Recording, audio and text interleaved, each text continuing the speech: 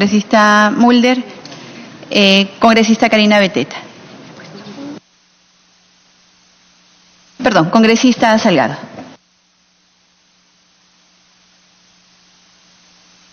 Me pide una interrupción la congresista Alcorta. Gracias, presidente. Dos cositas muy rápidas, ¿no? O sea, yo propuse en la mañana temprano revisar el 4190, revisarlo bien, lo que habíamos decidido la semana pasada, traerlo acá con los dos invitados, verlo y definir. Ya saldremos y continuar con la siguiente propuesta. Entonces estamos dándole vuelta a toda la propuesta de las seis propuestas, de los 6 proyectos. Estamos acá pues una mañana preciosa contra el tiempo, y la mejor demostración, Premier y Ministro de Justicia, ha sido la Junta Nacional de Justicia. Ha sido un desastre. Ayer han venido a pedirnos que hagamos un nuevo proyecto, una nueva iniciativa legislativa, que le demos nuevamente en plazo, que la elección ha sido mal hecha, o sea, están perdidos, han venido a pedir ayuda. Y yo la única ayuda que voy a votar es ampliarles el proyecto, el tiempo y el presupuesto para hacerlo, nada más. Pero una nueva iniciativa legislativa, una nueva exámenes, que han dicho que los que postularon no podían postular, ahora sí pueden postular. Los 3 que pasaron, los 3 continúan. Eso ha sido el apremio, el apuro, hacerlo a patadas, a la mala. No funcionan las cosas así. Lo que ha explicado Marisa Mulder es verdad. Un partido es muy grande para tomar las decisiones en 15 días. Gracias, congresista. Gracias, presidente. Presidenta. Congresista Salgado. Nuevamente saludar a los ministros que hoy día están con nosotros y sí, felicitar su presencia, porque esta reanudación del diálogo nos ayuda a que el Ejecutivo entienda cuán complicado es este tipo de discusiones, y no voy a ahondar más sobre el asunto. Creo que en este diálogo fraterno nos van a aprender a conocer más y también a ver nuestras ideas, y también, si hay un poco de tolerancia, ver que nuestros argumentos no están del todo desfasados, como algunos han pretendido, ni que son tan locos, ni que lo hacemos por capricho. Aquí lo que pretendemos es hacer esta revisión de los partidos políticos y de toda la reforma política, pero con un entendimiento que no debe responder solamente a la coyuntura. Lo hemos dicho ya en varias oportunidades, sino que tiene que verse como que esto nos va a servir para el futuro. Nosotros somos aves de paso, todos somos aves de paso. ¿Qué vamos a dejar? Y ahí agarro una parte de lo que han mencionado tanto el congresista Miguel Torres, a quien le agradezco sus palabras de aliento a los tantos años que tengo en política, y agarro parte de lo que ha dicho también el congresista Mulder. De lo que se trata es de reforzar a las instituciones políticas que hoy por hoy son la única representación democrática, que son los partidos políticos. No existe otra, no se ha inventado otra. Todavía no se ha dicho que las ONG nos van a gobernar, ¿no? Todavía no. Entonces, el que quiere pertenecer y hacer política tiene que formar su partido político y no escudarse con financiamientos extranjeros para tratar de modificar las cuestiones políticas de un país, que lo hemos visto ya. Hoy sale una denuncia muy fuerte, que supuestamente les va a agradar a los congresistas de izquierda. Dicen que las acusaciones de Lula han provenido de parte de un grupo de poder de atrás, que no participa en política, pero que se ha metido a ponerle todas las acusaciones a Lula. Habrá que probar, porque el señor Lula también estaba implicado en muchas cosas que nos han perjudicado a nosotros mismos, y le decíamos ayer a los parlamentarios brasileños que han venido que ojalá que nuestras relaciones fueran mejores después de lo que hemos pasado con Lava Jato. Bueno, haciendo eso, entonces quiero decirles, de lo que se trata aquí es, entendemos los que estamos en política, que necesitamos reformas para mejorar el sistema político, sí. ¿Hacemos mea culpa de que han pasado muchas cosas? Sí. ¿No hemos escogido bien a nuestros determinados candidatos? Sí. ¿Tenemos que hacer algo? Sí. Pero tenemos que hacerlo dentro del marco constitucional y dentro del equilibrio de poderes. Aquí se ha hablado de cuando se hizo la Constitución de 1993, casualmente se buscó, dicen algunos que es más presidencialista que parlamentarista. Sin embargo, ahora pretendemos aumentarle más poderes al presidencialismo. O sea, si ya teníamos la crítica de que la Constitución del 93 es presidencialista más que parlamentarista, para mí no, porque sí está dentro de un equilibrio de poderes. Entonces ahora pretendemos hacerla más presidencialista. ¿Por qué? Para responder a la coyuntura. No, el Parlamento no puede determinar la vacancia del presidente, el Parlamento no puede determinar la vacancia de los ministros. ¿Por qué? Solamente un pequeño ejemplo. Si encontramos un ministro que ha cometido un fraude enorme o que ha cometido un problema dentro de su propio sector, pero es ese solo ministro, ¿por qué vamos a castigar a todo el gabinete? Supongamos que usted, ahorita acá tengo un ministro que se está, por decir, una grave inconducta. ¿Por qué lo vamos a castigar a usted? A ese ministro. Y eso es lo que nosotros estamos ahora defendiendo. ¿Por qué nos vamos a bajar el gabinete? Si ese ministro es el único responsable por sus delitos o actitudes o conductas. Entonces, eso es lo que queremos que nos entiendan. No podemos bajarnos un gabinete porque es difícil conseguir ministros.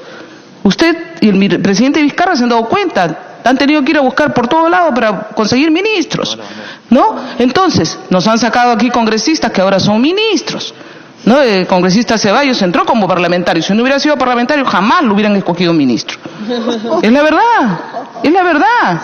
Pero esa es la parte de realidad del asunto. Entonces, no es fácil conseguir ministros.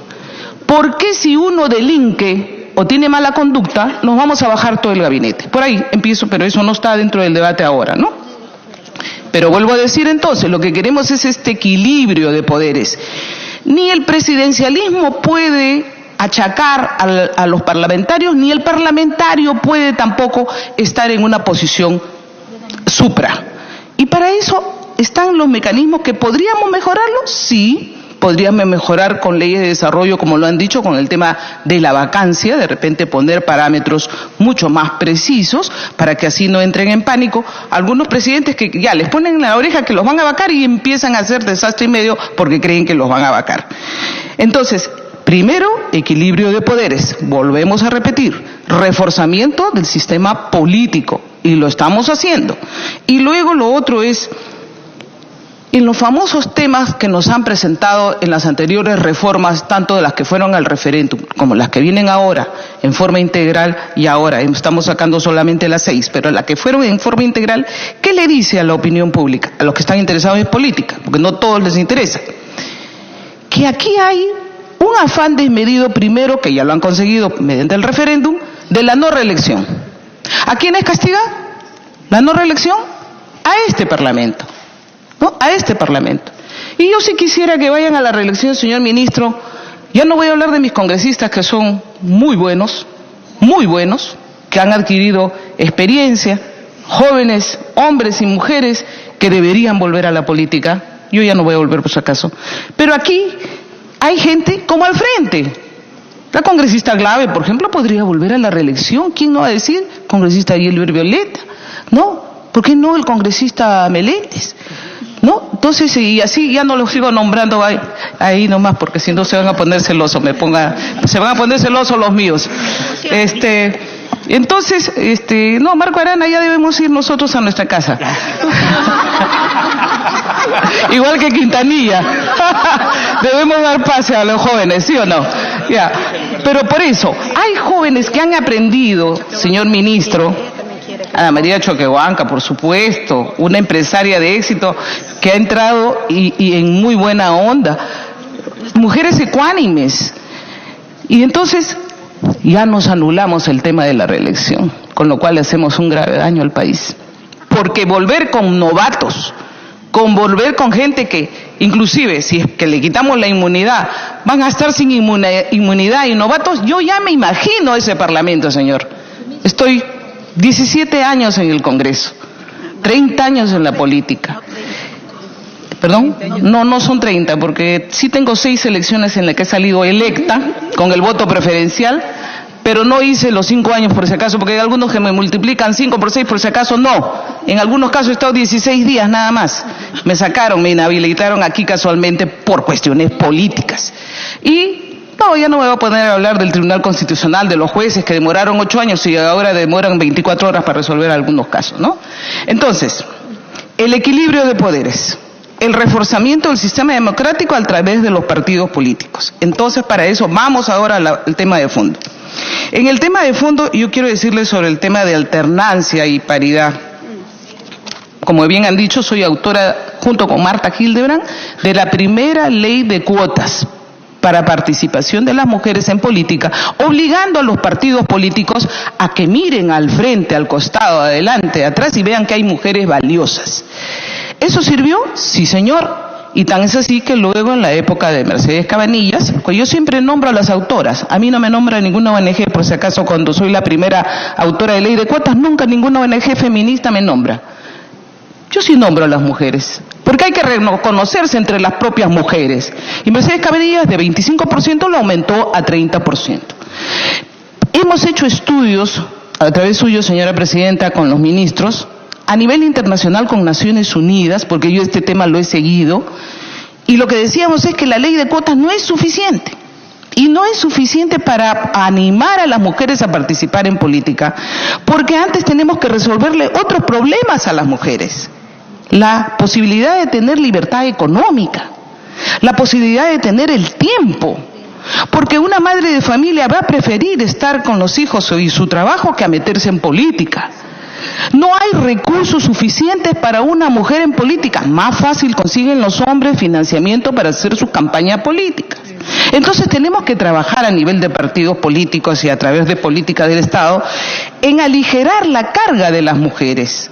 Aligerar en el sentido de que con mayor instrucción tienen capacidad de tener un mejor ingreso económico, lo cual les permite libertad para poder hacer otro tipo de actividades. ¿Cuántas mujeres valiosas no conozco yo, señor? Porque he trabajado mucho con las organizaciones sociales, comedores populares, vaso de leche, no me van a dejar mentir, ahí están, conozco a miles de mujeres valiosísimas que han intentado ingresar a la política, pero no han podido. Primero, la limitación de tener que atender el hogar, a los hijos, el dinero, los recursos, la falta de asesoramiento en campaña. Allí tenemos que trabajar. Entonces no es solamente el tema de cuotas. Tiene que trabajar usted en decirle primero salud, porque una mujer que ya tiene 3, 4, 5, 6 hijos también tiene enfermedades que no la tienen los varones. Prolapso, infecciones, cáncer mamario, una cosa que no la tienen ustedes. Y tenemos más limitaciones. Entonces salud, economía, ¿no? Libertades que no se ven y que no se están trabajando en políticas públicas. Avancemos en eso.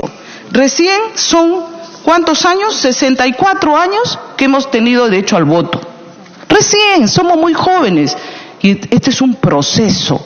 Que tenemos que animar a más mujeres a ingresar a política, las tenemos que animar, pero no obligar. Y no ponerlas por favor.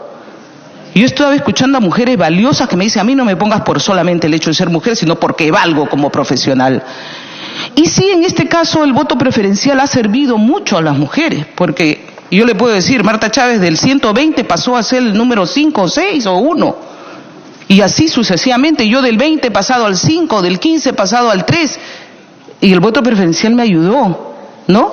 Entonces cuando se trata de decir se anula todo el voto preferencial porque sí, ahí están los recursos, en algunos casos sí ha habido. ¿Que lo podemos corregir? Yo no me opongo tampoco en este momento a la lista cerrada, no me opongo.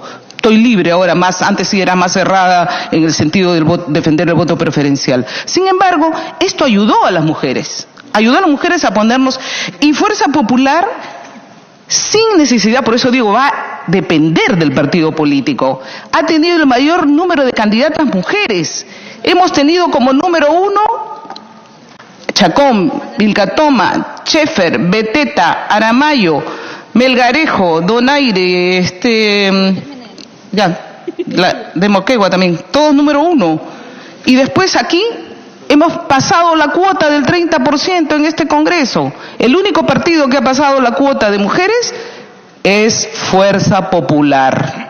¿Por qué los otros partidos no pasaron no las ayudaron pues a las mujeres?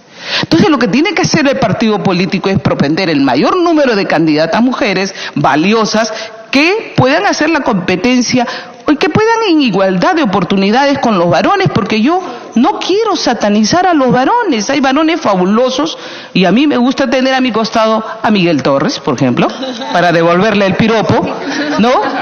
Porque es un muchacho que está saliendo, trabajó con su padre y tengo el gusto ahora de trabajar con el hijo, puedo ser su madre, y entonces me da gusto que jóvenes estén en política y me da gusto realmente que los podamos apreciar. ¿Por qué vamos a decir, no, porque somos mujeres, nosotros vamos primero? ¿Qué pasa, señor ministro, a través de la presidencia, si en una circunscripción en la que tienen que haber 4 candidatos nada más, 4, de repente por la alternancia, y salen elegidas 4 mujeres, por la alternancia yo tengo que dejar a una mujer afuera, que no fue, y meter a un varón que no fue elegido? ¿Por qué esa injusticia? Estamos atentando contra el propio sistema democrático. Si yo voy a una provincia y me dicen, quiero que vayan 3 hombres adelante por votación de hombres y mujeres, tengo que respetar, es el sistema democrático. Si me dicen, quiero que vayan 4 mujeres, ¿por qué le voy a poner en alternancia a un varón? No, ¿estamos respetando o no estamos respetando el voto popular a las finales? O sea, vuelvo a decir, creo que las mujeres tenemos que animarlas, tenemos que capacitarlas, tenemos que darles presupuesto y sobre todo tenemos que hacer que pierdan el miedo, porque el ataque de la prensa a las mujeres es mucho más grave que a la de un varón. A nosotros se nos fija inclusive cómo estamos vestidas. Yo me acuerdo que en un medio de prensa me sacó que repetía el mismo saco. A un hombre no le piden que se repita el mismo saco porque no se dan cuenta, pero a una mujer sí. Que se nos ha corrido las medias, ¿no? Y así detalles que tenemos en contra de la mujer. Entonces, mujeres valiosísimas con las que yo he conversado me dicen, yo no quiero entrar a la política porque yo no quiero que me estén escudriñando en mi vida, y me dicen, y a ti no te da cólera, me dice, cuando te sacan una vez, no solamente caricatura, en una foto, con mi foto, que me estaba cargando un primer ministro casualmente en ropa de dormir. Entonces, nadie dijo nada de eso, ninguna ONG se solidarizó conmigo. Yo me alegro que se hayan solidarizado con Rosa Bartra, que la sacaron en peores condiciones, ¿no? Entonces, sí, pues, las mujeres sufrimos una agresión constante y, sin embargo, algunas mujeres apañan eso y todavía se solazan con eso y los medios de comunicación atacan más rápido a una mujer.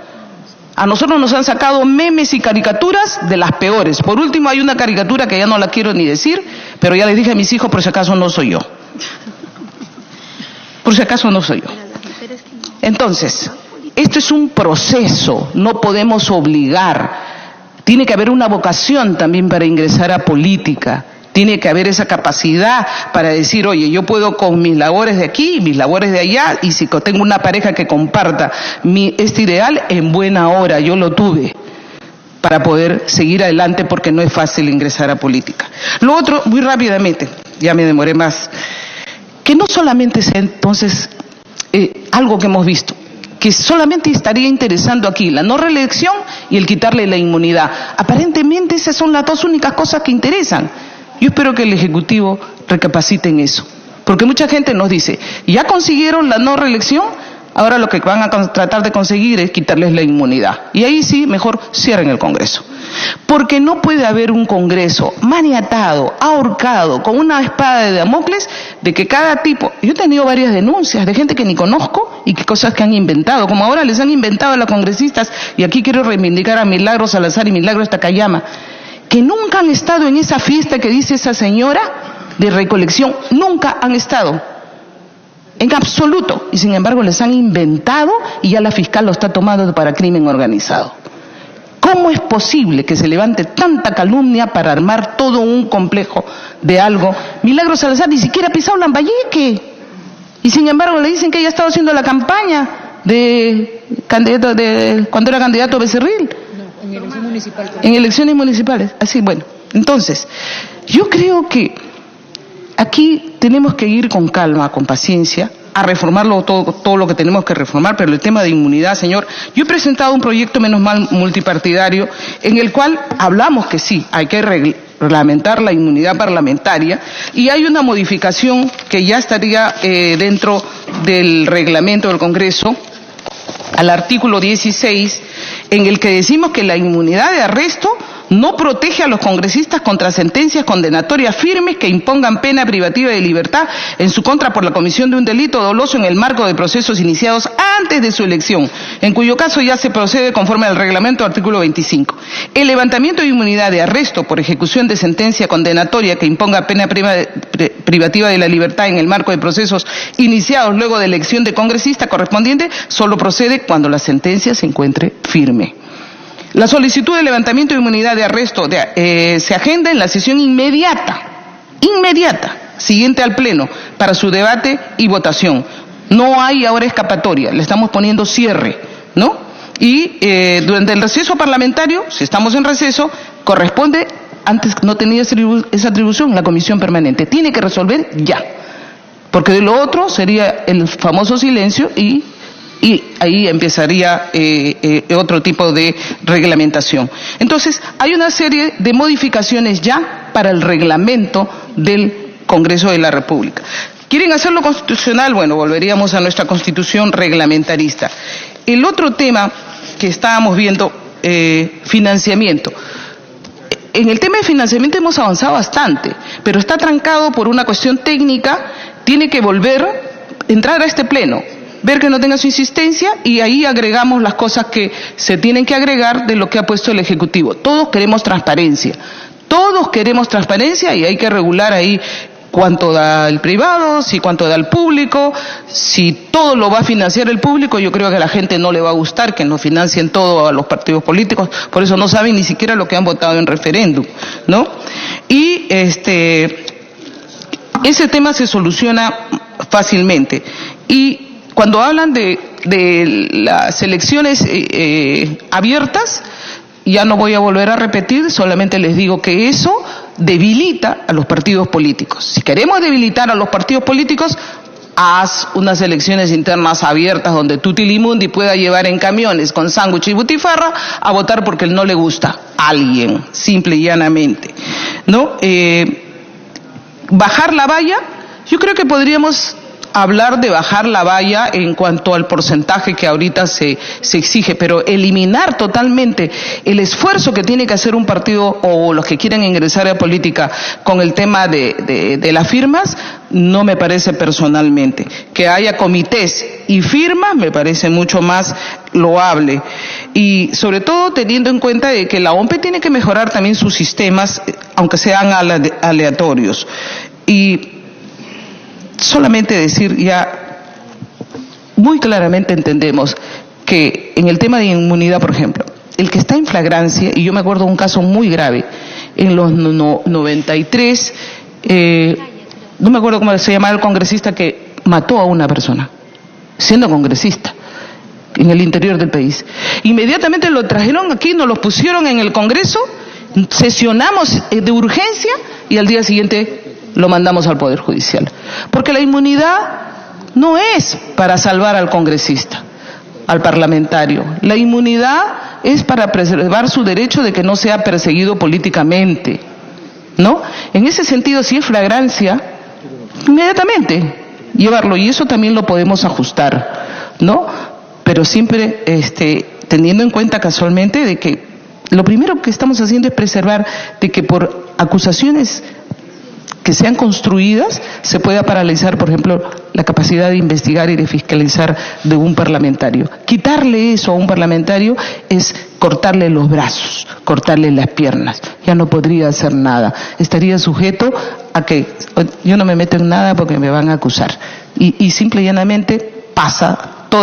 Si no se hubieran hecho las investigaciones que aquí en el Parlamento se han hecho y que han ayudado a la Fiscalía, aunque no lo quiera reconocer, a descubrir a varias personas que estaban involucradas en delitos de corrupción, no se hubiera podido la Fiscalía levantar documentación que tenía años, señor ministro, a través de la Presidencia, que ya tenía pruebas contundentes, sin embargo, no tocaba, ni salían audios, ni trascendía nada de ciertos personajes, ¿no?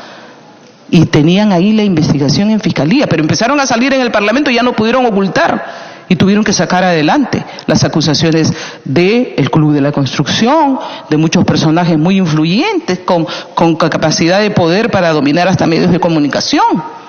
Todo eso existe, pues, y entonces el parlamentario que sabe que va a ser protegido se atreve a denunciar.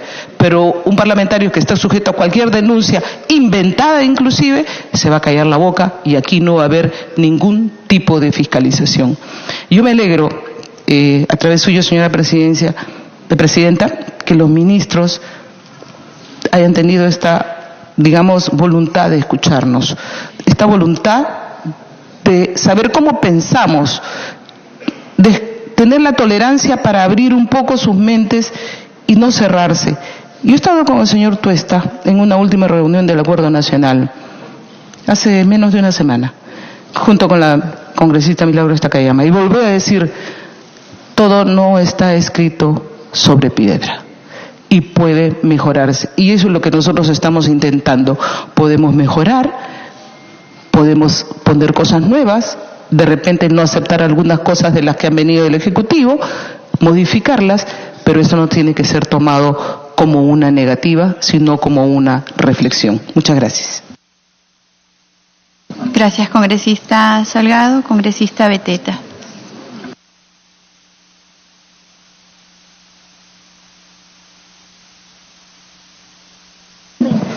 Presidenta, me pide una interrupción la congresista Aramayo, si así lo permite, antes de iniciar mi exposición.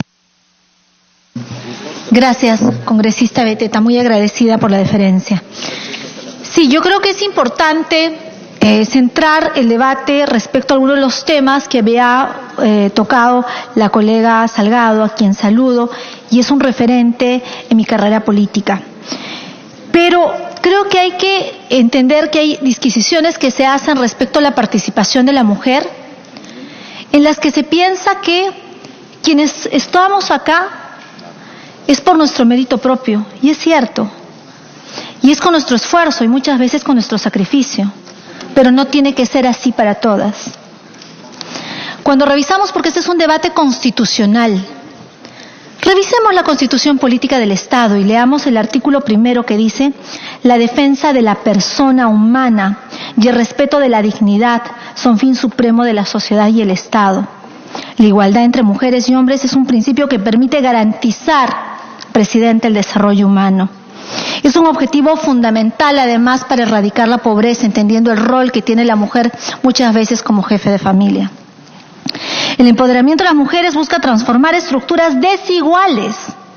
En el Perú hay una estructura desigual, no solamente en el legislativo, en el ejecutivo, en los subnacionales, en el aspecto educativo, en la vida pública y en la vida privada, donde se gana hasta el 30% menos que el varón.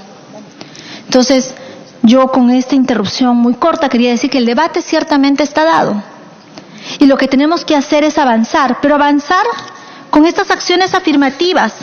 Yo había mencionado, por ejemplo, qué pasó con Bolivia, que tiene el 53% de mujeres en su parlamento. El año 2013, señor Premier, a través de la presidencia, se aprobó la ley contra la violencia política hacia las mujeres. O sea que si queremos tener de acá 7 años a 60% de mujeres sentadas en estos escaños, hoy tenemos que protegerlas.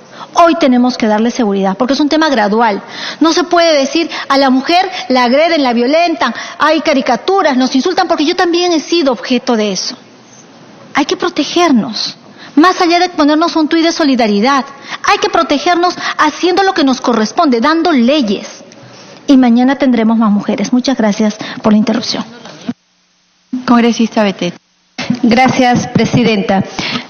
Una vez más, reiterando el saludo al Premier y también al Ministro de Justicia, colegas congresistas, qué importante es estar en democracia, lo cual nos permite tener posiciones diferentes, pero lo más importante seguramente luego de un amplio debate, llegar a consensos.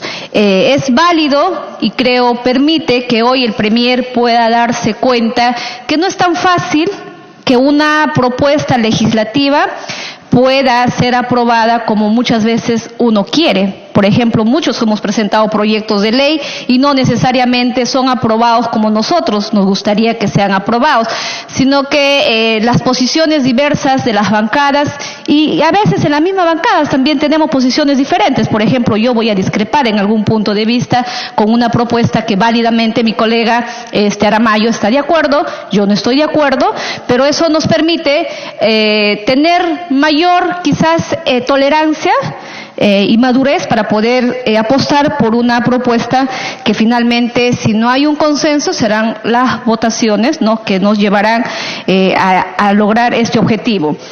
Ahora bien, Presidenta, yo voy a quizás centrarme en 3 propuestas que considero que merecen ser de alguna manera debatidas, y también la opinión del Premier, para evitar que luego quizás se pueda entender con informaciones inexactas, porque hemos visto seguramente cuando hay algunos congresistas oficialistas que por congraciarse le pueden llevar informaciones inexactas del debate, y por eso a veces ustedes tienen opiniones totalmente diversas y creen que en el Congreso que solamente hubo 3 horas de debate y se archiva un proyecto, y eso no es así.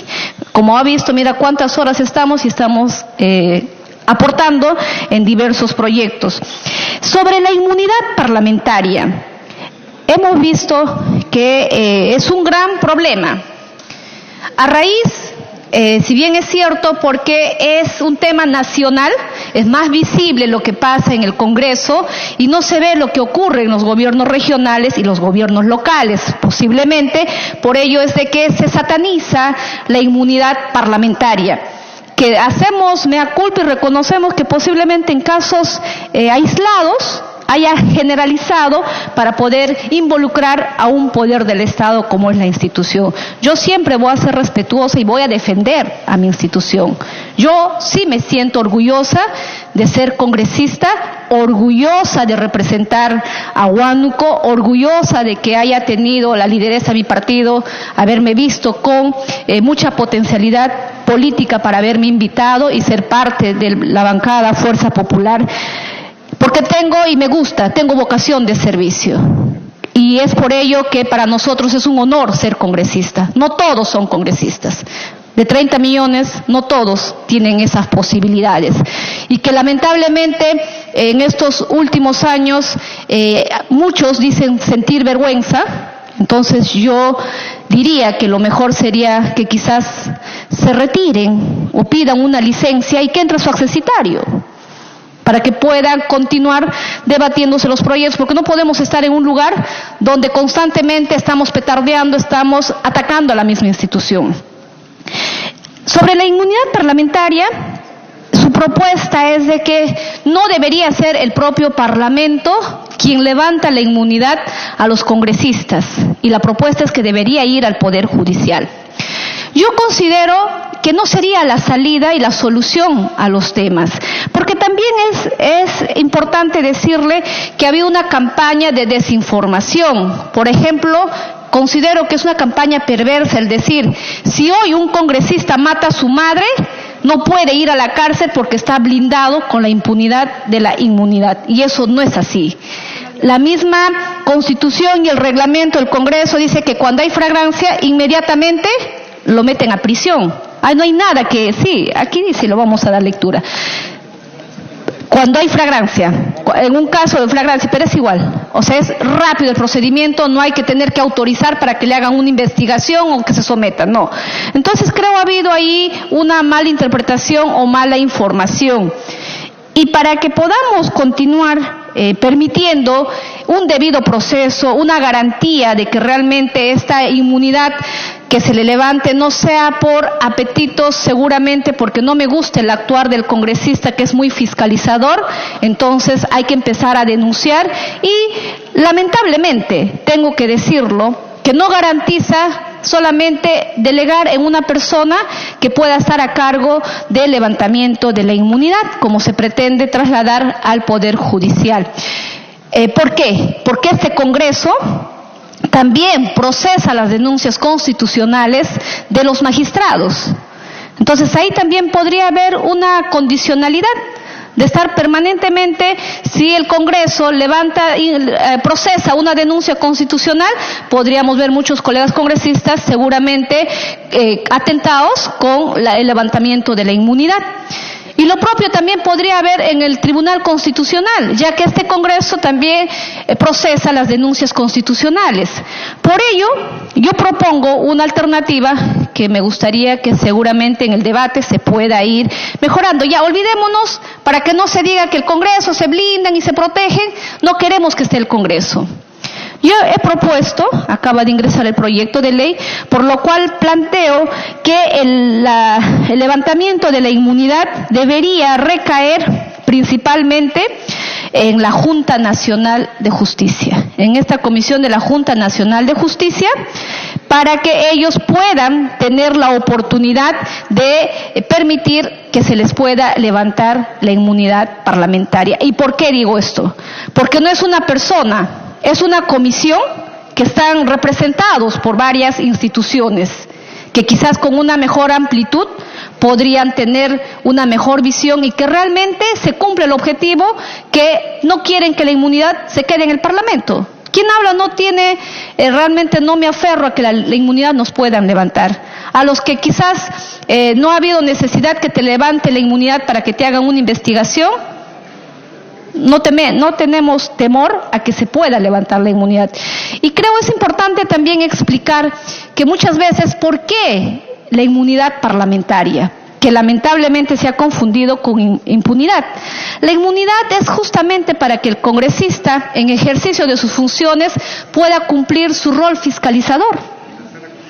Su rol fiscalizador, hacer las denuncias cuando ves un gobernador regional está haciendo actos indebidos o cuando los alcaldes. Y quien habla por experiencia, yo sí me he enfrentado en mi región, he denunciado alcaldes, he denunciado gobernadores regionales. Han tenido que pasar muchos años para que nos puedan dar la razón con una lentitud de un ministerio público y poder judicial, pero finalmente se logró el objetivo. Aún no al 100%, porque todavía han habido sentencias en algunos delitos, pero no de los delitos más importantes.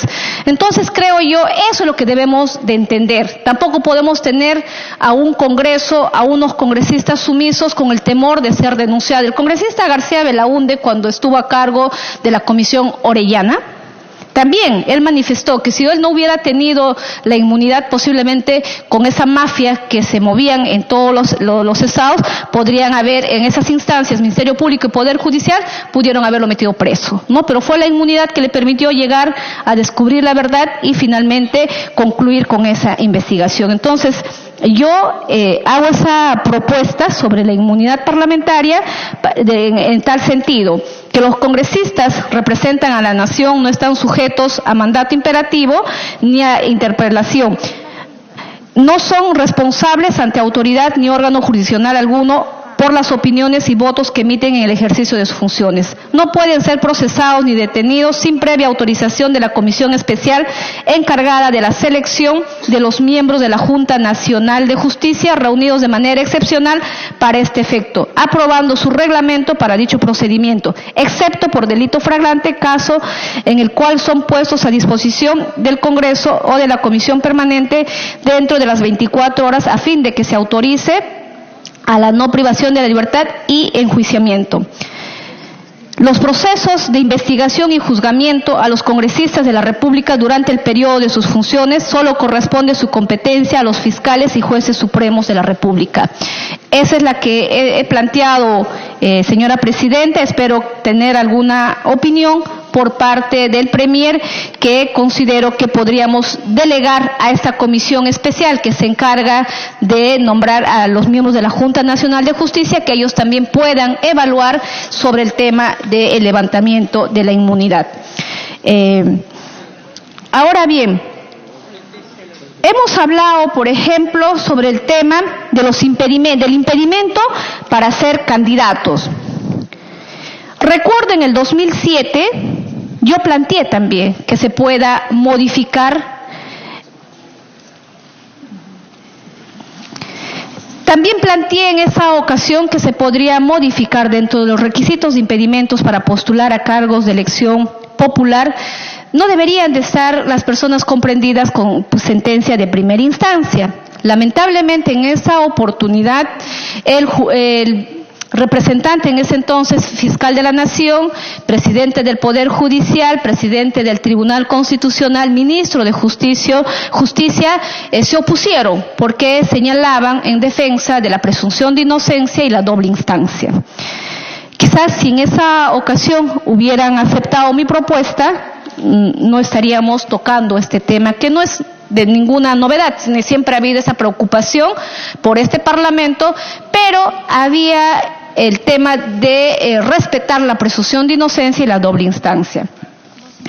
Entonces, por ello es de que viendo la necesidad y haciendo un análisis de lo que ya también se hace esta excepción en la Constitución Política del Estado, si bien es cierto, no comparto en la propuesta que hacen al artículo 34.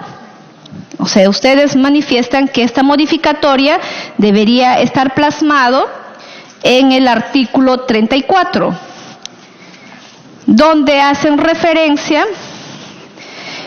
los miembros de las Fuerzas Armadas y de la Policía Nacional tienen derecho al voto y a la participación ciudadana regulados por ley, no pueden postular a cargos de elección popular, participar en actividades partidarias o manifestaciones ni realizar actos de proselitismo mientras no hayan pasado a la situación de retiro de acuerdo a ley. En este mismo artículo proponen ustedes esa modificatoria, pero yo considero, es una opinión, que debería y calzaría mejor para una mejor, resguardo constitucional y así evitar que puedan los dueños de algunos movimientos regionales poder quizás inscribirse y luego ir a la instancia del Poder Judicial invocando lo que señala el artículo 2, inciso 24, literal E de la Constitución, donde señala de manera expresa, dice, toda persona es considerada inocente mientras no se haya declarado judicialmente su responsabilidad, que hablamos de una presunción de inocencia.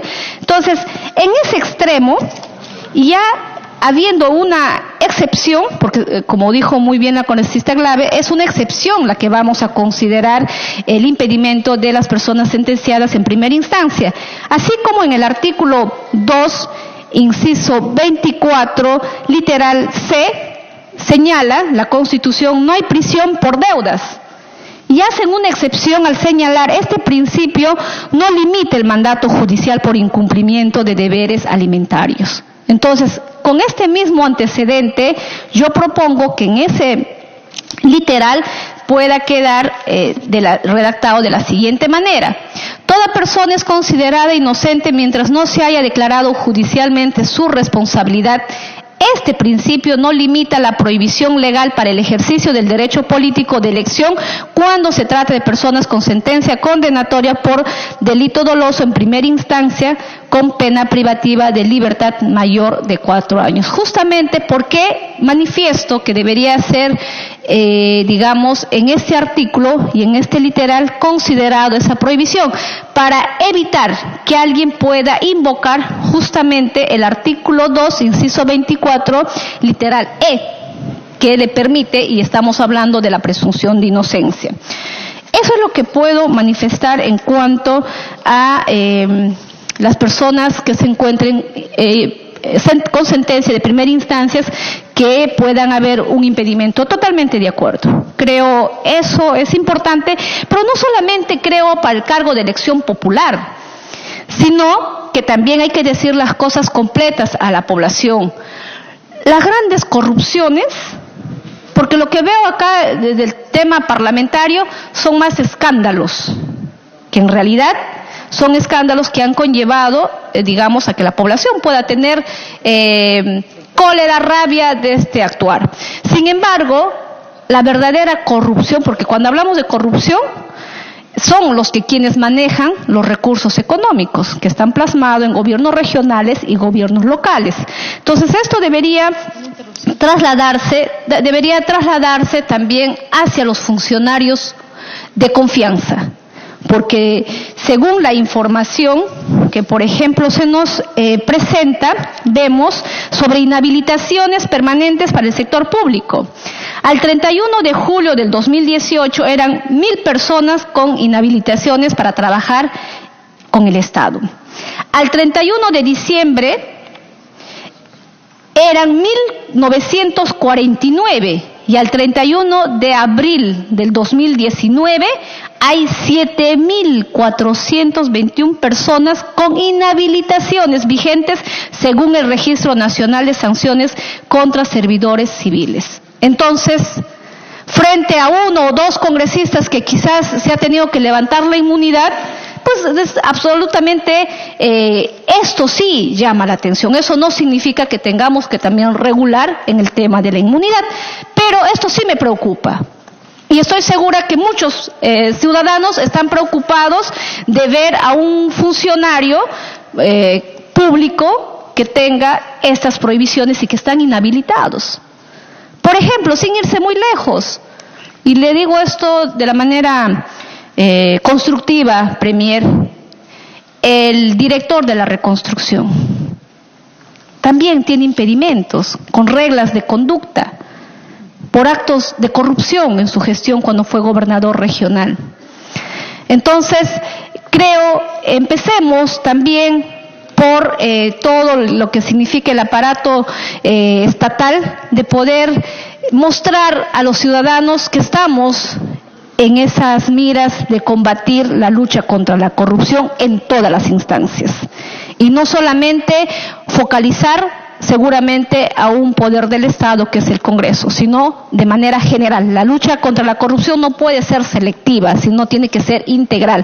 Me pedí una interrupción a la congresista Tamar sobre este punto, Presidenta. Congresista Limborgo.